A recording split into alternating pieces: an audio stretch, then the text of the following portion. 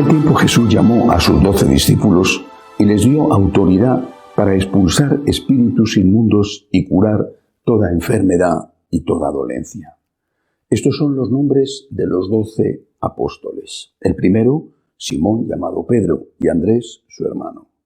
Santiago, el de Zebedeo, y Juan, su hermano. Felipe y Bartolomé. Tomás y Mateo, el publicano. Santiago, el de Alfeo, y Tadeo. Simón, el de Caná, y Judas Iscariote, el que lo entregó. A estos 12 los envió Jesús con estas instrucciones: no vayáis a tierra de paganos ni entréis en las ciudades de Samaria, sino id a las ovejas descarriadas de Israel, id y proclamad que ha llegado el reino de los cielos. Palabra del Señor. Este evangelio nos presenta, junto con el nombre de los 12 apóstoles, el lado humano de esos apóstoles, hijos de alguien, sus apellidos: Simón, llamado Pedro, Andrés, su hermano, Santiago, el de Zebedeo, o bien gente que tenía una característica, por ejemplo, de ser un celota, es decir, un miembro de lo que entonces eran los grupos terroristas que luchaban por la liberación política de Israel y que, por supuesto, al haber entrado en contacto con Jesús en el seguimiento de Cristo, habían abandonado el recurso a la violencia. En todo caso, seres humanos concretos, seres humanos con su personalidad, con su carácter, con sus defectos, con sus pecados. El evangelista, cuando habla de Judas, dice Judas Iscariote, el que lo entregó. Es decir, reconoce que está hablando, por supuesto, está escribiendo después de que los hechos hayan ocurrido, reconoce que este fue el traidor. Se dice que no se puede amar lo que no se conoce, pero también se dice que cuando se conoce a alguien tampoco se le puede amar. Naturalmente son dos visiones, la segunda muy pesimista de la vida. No se puede amar lo que no se conoce, pero cuando conoces a alguien resulta difícil a veces, y a veces es prácticamente imposible amarle. Bueno, eso no sucede con Dios. Me refiero que nosotros, efectivamente, si no conocemos a Dios, no podemos amarle. Pero de Dios hacia nosotros, el Señor nos conoce y nos ama.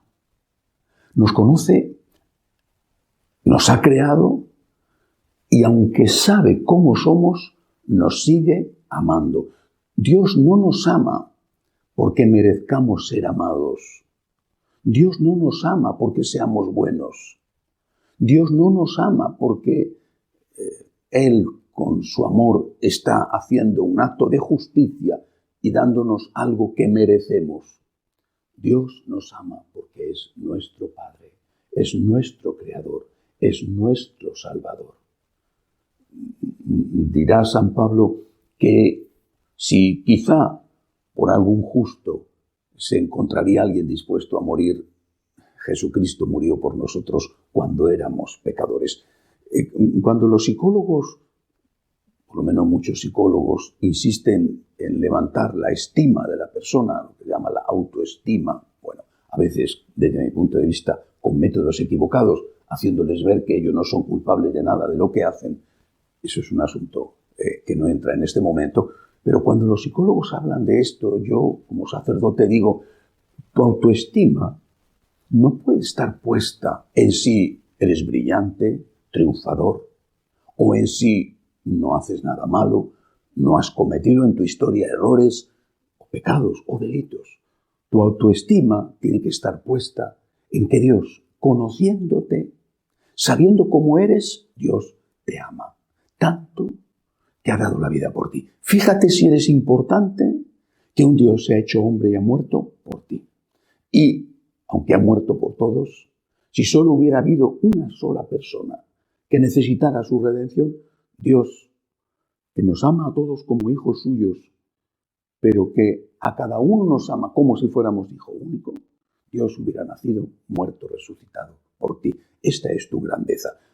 Eres un pecador, has cometido errores, has cometido defectos, incluso en algún caso has cometido delitos.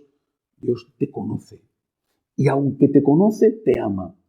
Tanto, repito, que ha dado la vida por ti. Esta perspectiva que tenemos que aplicarla a nosotros y que es profundamente esperanzadora. Esta perspectiva también tenemos que aplicarse a los apóstoles, porque fue la perspectiva que aplicó Jesús. El Señor conocía a los apóstoles. El Señor es el dueño de la historia. Para Él todo es presente. El Señor conocía a los apóstoles. Sabía que Pedro le iba a traicionar, pero también sabía que después lloraría lágrimas de arrepentimiento.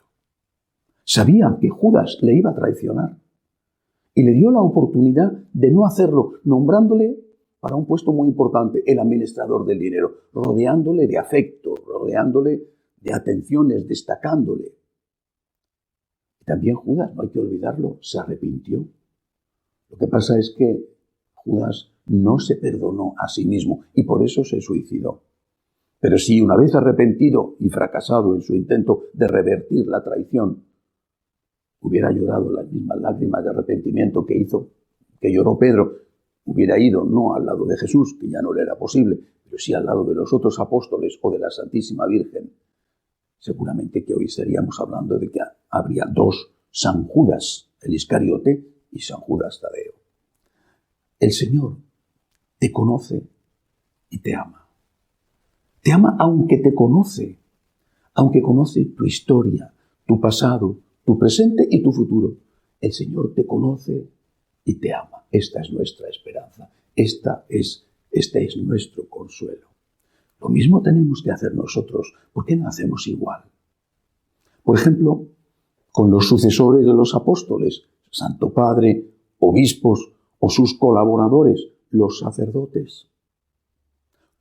Cuánta dureza, incluso cuánta agresividad y cuánto, y empleo la palabra, odio percibes en los comentarios sobre los sacerdotes, obispos o el Papa, en muchos católicos que se tienen a sí mismos por buenos y por defensores de la tradición y de la verdad revelada. Tú puedes decir, si es que tienes la capacidad teológica en los estudios para decirlo, porque a lo mejor te están engañando, pero tú puedes decir, este sacerdote no enseña la verdad. Puedes decirlo. Este sacerdote no está enseñando lo que enseñó Jesucristo. Puedes decirlo. Pero no puedes juzgar al sacerdote. Eso le corresponde a Dios. Tú puedes decir, este sacerdote ha cometido un pecado o incluso un delito, pero no puedes juzgar a la persona. Juzga lo que hace la persona. Y el juicio sobre la persona, déjalo a Dios, porque solo Dios tiene la capacidad para conocer el corazón del ser humano. No juzguéis y no seréis juzgados, dice el Señor. Y no se refiere a los actos. Este es un criminal, sacerdote o laico o quien sea. Es un criminal, ha cometido un crimen. Yo a la persona no lo juzgo, juzgo lo que esa persona ha hecho. Eso fue lo que hizo Jesús con los apóstoles. Sabía cómo eran Santiago y su hermano Juan. Sabían cómo eran. Los hijos del trueno, los llamó él. Sabían cómo eran. Pero también sabía el Señor las cosas positivas que tenían. Lo valiente que era Santiago. Lo atrevido, lo arriesgado, que llegó hasta el Finisterre para evangelizar. Y sabía lo tierno, lo dulce, lo cariñoso que era su hermano Juan, que cuidó de su mamá, que aceptó el martirio, aunque no le costó ese martirio la vida.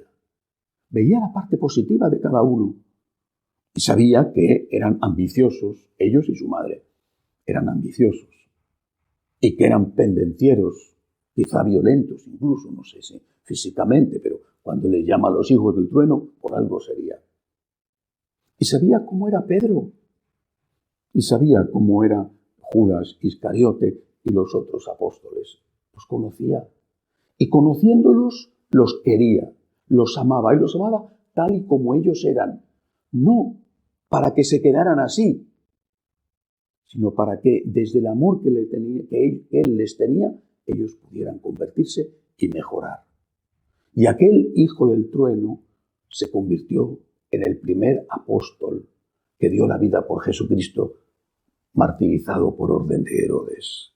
Y el otro hijo del trueno se convirtió en el gran San Juan Evangelista, el que entiende más que nadie el corazón de Jesús.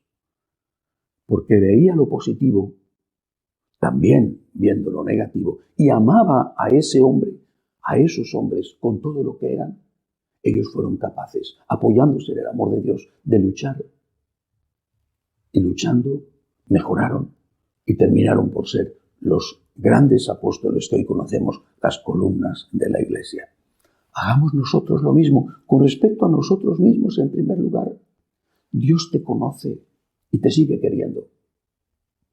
Aunque te conoce, aunque sabe tu historia, todos y cada uno de tus pecados, todos y cada uno incluso de tus delitos, todas tus miserias, todas tus flaquezas, todas tus limitaciones, todas tus enfermedades. El Señor las conoce y no se aleja de ti, al contrario, ha dado la vida por ti. Haz tú lo mismo. Cuando una persona, un sacerdote, otra persona, haga una cosa que está mal hecha, juzga lo que hace, pero no juzgues a la persona. Porque Dios no ha hecho eso contigo, no lo hizo con los apóstoles, lo hará cuando llegue la hora, cuando Él venga en el juicio final y de forma pública juzgue a todos, o cuando llega la hora de nuestra muerte, entonces sí que nos juzgará a cada uno en particular. No juzgues y no serás juzgado. La medida que uses, la usarán contigo. Demos gracias a Dios, que conociéndonos, nos ama. Apoyándonos en ese amor, luchemos por agradecerle a Dios lo que ha hecho por nosotros e intentar cambiar. Que así sea.